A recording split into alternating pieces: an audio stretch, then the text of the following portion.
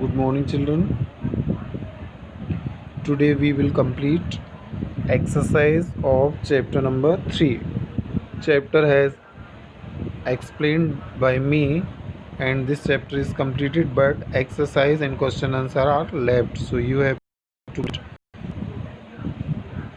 exercise of chapter number 3. So you have to take out your pencil or pen to tick the answers, and you can write answers along with me. So first of all, we will start from question number 1. Fill in the blanks. Question number 1. Dash is the state or condition of the atmosphere at a place over a short period of time. कम समय के लिए जब हमारे यहाँ कोई मौसम में बदलाव होता है उसको हम क्या बोलते हैं?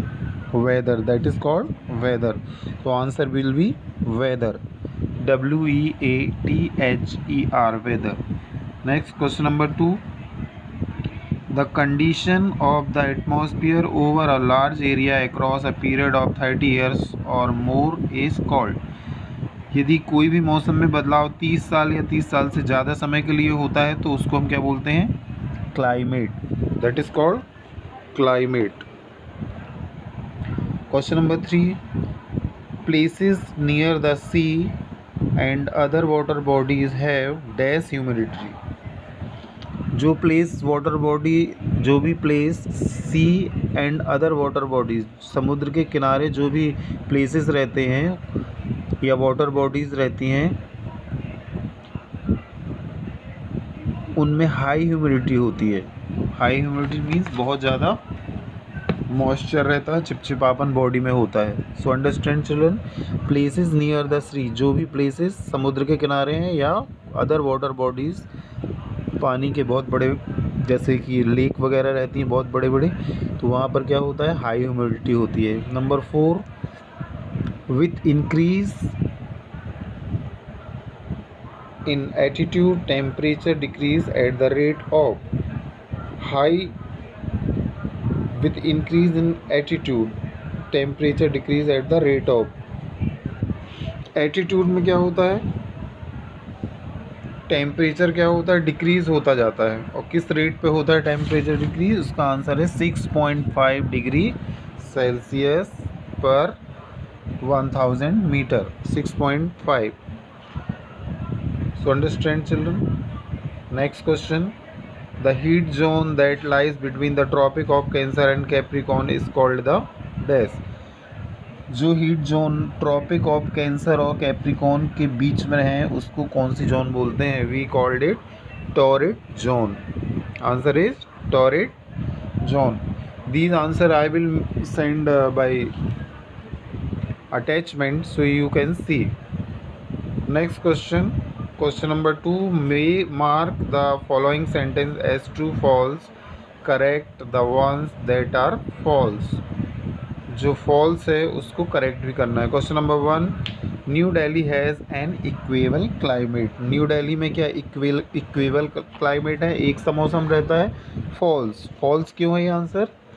Because new Delhi has an extreme climate. New Delhi में क्या है? एक्सट्रीम क्लाइमेट है, बहुत ठंडी और बहुत गर्मी वाला.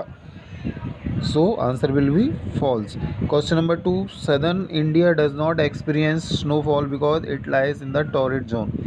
सदर्न साउथ इंडिया जो है वहाँ पर, वो कहाँ पर है? टॉरिड जोन में है, इसलिए वहाँ पर स्नोफॉल नहीं होती है. ये करेक्ट आंसर है कि स्नोफॉल वहाँ होती है जहाँ पर ठंडा मौसम रहता है या टेम्परेचर बहुत कम रहता है. But in southern India torrid zone में है, इसके कारण वहाँ पर स्नोफॉल नहीं होती है. Answer will be true. Third. Places that lies near the sea usually experience high humidity. जो भी समुद्र के किनारे जो भी प्लेसेस रहते हैं वहाँ हाई ह्यूमिडिटी होती है. So answer correct. Question number 4. People travel to the hills during winter. लोग क्या ठंड में पहाड़ियों में जाते हैं विज़िट करने के लिए, ट्रैवल करने के लिए? People travel to the hills during winter. False. Because people travel to the hills during summer, गर्मियों में जाते हैं. So answer will be false. Number 4 is complete. Question number 5, the polar regions are cold because they receive the direct rays of the sun. ये भी false है क्योंकि polar region बहुत cold है वहाँ पर, लेकिन वहाँ पर डायरेक्ट रेज, सन की डायरेक्ट रेज पड़ती हैं. ये रॉन्ग है क्योंकि इसका करेक्ट आंसर क्या है? The polar regions are cold because they receive the slanting rays of the sun. Sun की स्लैंटिंग रेज मिलती हैं वहाँ पर, इसके कारण वहाँ पर ठंडक रहती है. So answer will be false. Question number 6, we need warm clothes in Mumbai in December. क्या हमको मुंबई में दिसंबर के मंथ में गर्म कपड़ों की ज़रूरत होती है? False. Because we do not need warm clothes in Mumbai in December because Mumbai is located near the sea and is not too cold in winter. समुद्र के किनारे है तो वहाँ पर बहुत ठंड नहीं पड़ती है, ठंड विंटर में. So question number 3 is completed. Now children, question number 5 we will start. Question number 2 is completed. Question number 3 and 4 will be completed in next period. Today I will make you complete question number 5. Choose the correct answer. This is not a factor that influence climate.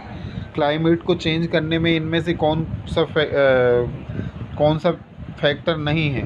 Wind भी है, attitude भी है, humidity है और C is correct. Angle of the moon's रे.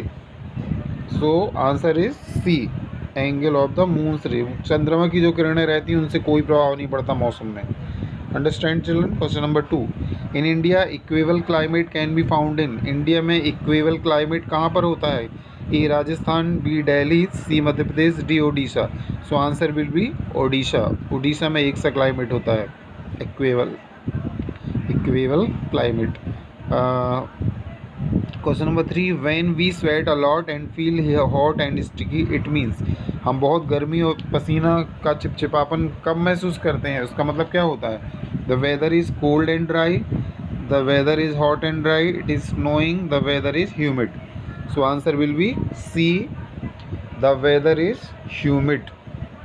जब humidity बढ़ती है तो क्या होता है? शरीर में स्टिकी मतलब चिपचिपापन सा महसूस होता है. Question number 4, the frigid zone lies between. Frigid zone किसके बीच में है? The Arctic Circle and the North Pole, the Tropic of Cancer and the North Pole, C the equator and the Tropic of Cancer, D the Arctic Circle and the Tropic of Cancer. So answer will be A. What is the answer? A. Fourth का क्या answer होगा? A, the Arctic Circle and the North Pole. Last, in the northern hemisphere the temperate zones lies between. किसके बीच में northern zone? The equator and the Tropic of Capricorn, B the Tropic of Cancer and the Antarctic Circle, C the Arctic Circle and the North Pole, D the Tropic of Cancer and the Arctic circle.